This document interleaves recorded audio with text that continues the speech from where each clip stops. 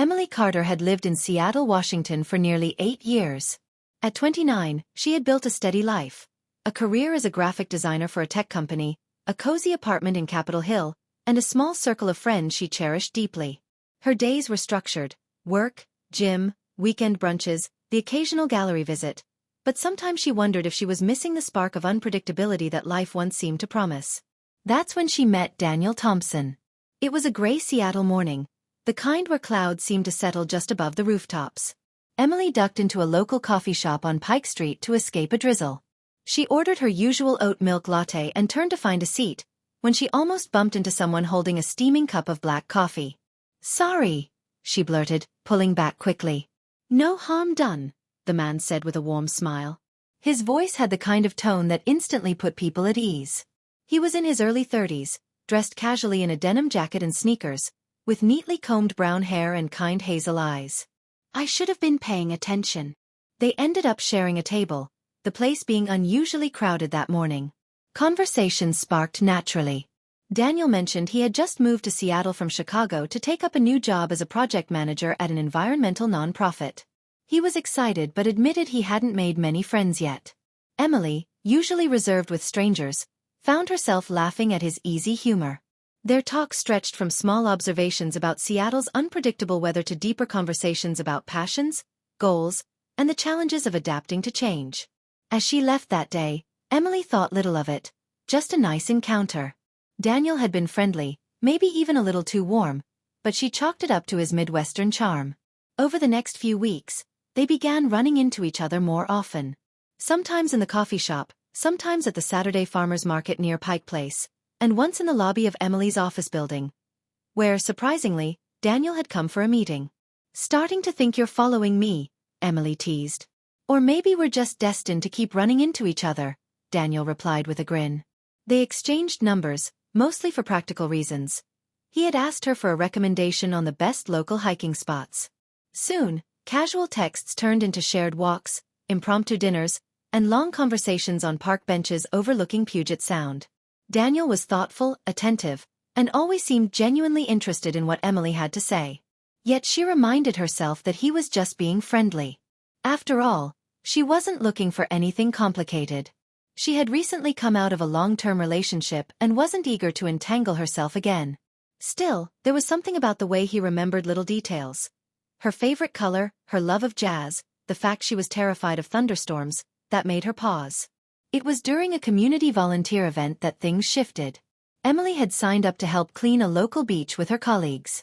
She hadn't expected to see Daniel there, handing out gloves and bags as part of his nonprofit's initiative. "You didn't tell me you were coming," Emily said in surprise. "I didn't know you'd be here either," he admitted. "Guess the universe is at it again." They spent the day working side by side, laughing as they collected bottle caps, soda cans, and the occasional odd shoe. At the end, a group photo was taken. Later that evening, Daniel texted her the picture, captioning it, "Best teammate I could ask for." Emily stared at the message longer than she should have. It was sweet, but it also made her heart skip in a way she wasn't prepared to admit. When they met for coffee the next week, Daniel brought her a book he said reminded him of her. A collection of essays on art and creativity. "Thought you might like this," he said casually. Emily's heart softened. "You didn't have to."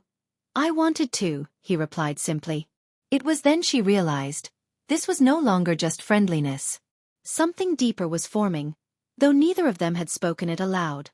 But life has a way of complicating things. Emily's ex-boyfriend, Mark Reynolds, returned to Seattle unexpectedly. He had moved away a year ago after their breakup, but now he was back for work and reached out, suggesting they meet to catch up. "You don't have to see him," her best friend Hannah advised. "But if you do, be careful. Old wounds reopen quickly." Emily agreed to meet Mark for coffee, purely to find closure. Yet when Daniel found out, he had overheard her mentioning it during a phone call, his expression shifted. He didn't say much, but Emily could sense the unease. "Is everything okay?" she asked. "Yeah, I'm fine," Daniel said, though his tone betrayed him.